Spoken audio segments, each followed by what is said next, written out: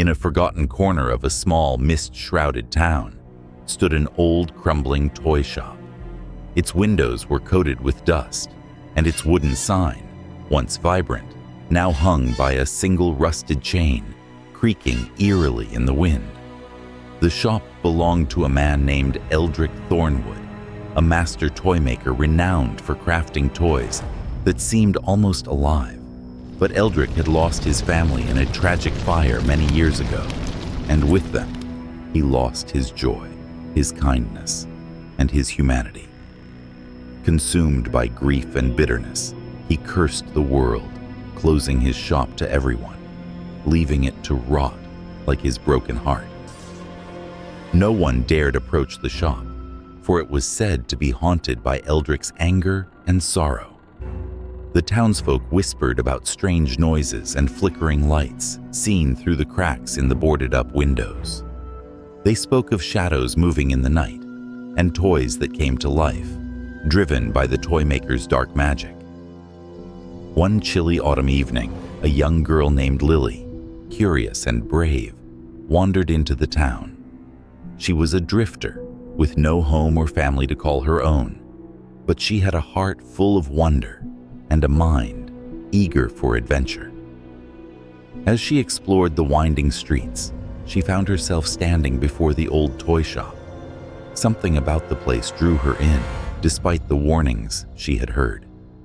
With a mixture of fear and excitement, Lily pushed open the creaking door, which groaned in protest as it revealed the dim, dusty interior.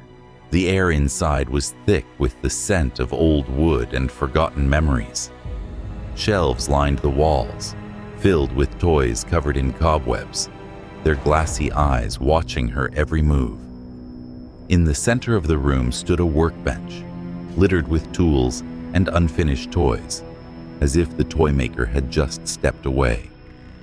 Lily's eyes scanned the room, her curiosity piqued by every detail. But what caught her attention most was a faint glowing light coming from the corner of the shop. There, nestled among a pile of discarded toys, was a small magical creature.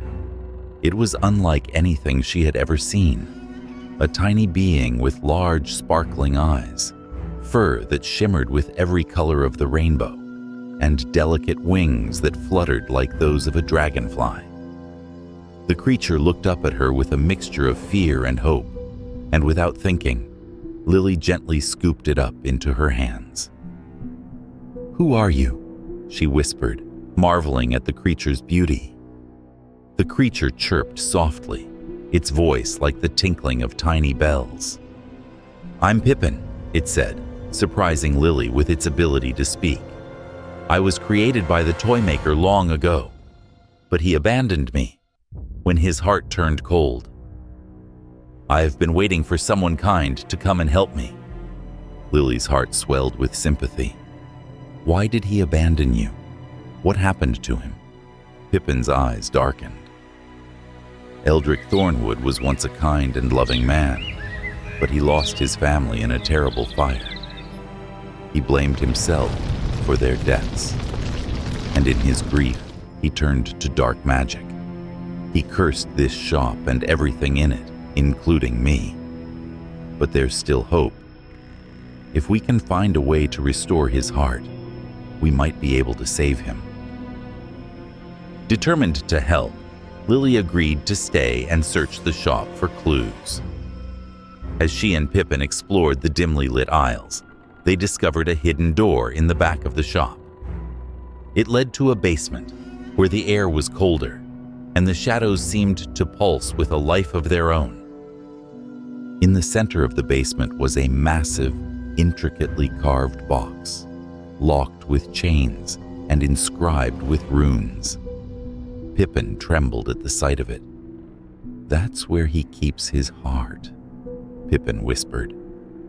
"It's the source of his power and pain. We have to open it and free him from his curse." But as Lily approached the box, the shadows in the room began to stir. They twisted and coiled, forming into the shape of Eldrick himself, a spectral figure with hollow eyes and a twisted grin. "You dare enter my domain?" Eldric's voice echoed through the room, cold and cruel. "I lost everything, and now I will take everything from you." But Lily, though frightened, stood her ground. "You don't have to be alone, Eldric. Let us help you." Eldric's ghostly form flickered, as if her words had touched something deep within him. For a moment, the chains on the box rattled, as if ready to break. But then his face twisted with anger again. "No, it's too late for me. You will join me in my despair." As Eldric's shadowy form lunged toward them, Pippin's wings flared with a brilliant light. The creature's magic clashed with the darkness, pushing it back, giving Lily just enough time to reach the box. She placed her hands on it, and with all her might, willed the chains to break. A blinding light filled the room, and Eldric's scream echoed through the shop as the darkness was torn away. The chains shattered, and the box slowly opened, revealing a small glowing heart inside, a heart that pulsed with a soft, warm light. Eldric's spectral form collapsed to the ground, weak and defeated. His eyes, once filled with rage, now held only sorrow. "Thank you," he whispered, his voice trembling. "But I am beyond saving." Lily shook her head. "It's not too late. You can still make amends. Start by reopening your shop and bring joy to the children again." Eldric hesitated, then nodded slowly. The light from the heart began to spread through the shop, cleansing it of its dark magic. The toys on the shelves started to come alive, but this time they were filled with warmth and happiness. But as the shop returned to its former glory, Pippin looked up at Lily with a troubled expression. "The darkness is gone from this place," Pippin said, "but it's not gone for good. Eldric's curse was born from something much older and much darker. It still lingers in the shadows, waiting for its chance to return." Lily's eyes widened in fear. "What do you mean?" Pippin looked toward the basement door, which now stood closed, but something scratched at it from the other side. Something dark, something patient. "The dark force that claimed Eldric's heart is still out there," Pippin said, his voice barely above a whisper. "And it won't stop until it finds a new host." Lily felt a chill run down her spine as she realized the battle was far from over. The darkness had been driven away, but it was not defeated, and it was waiting. As Lily and Pippin stood in the now brightened shop, they knew their adventure was only beginning.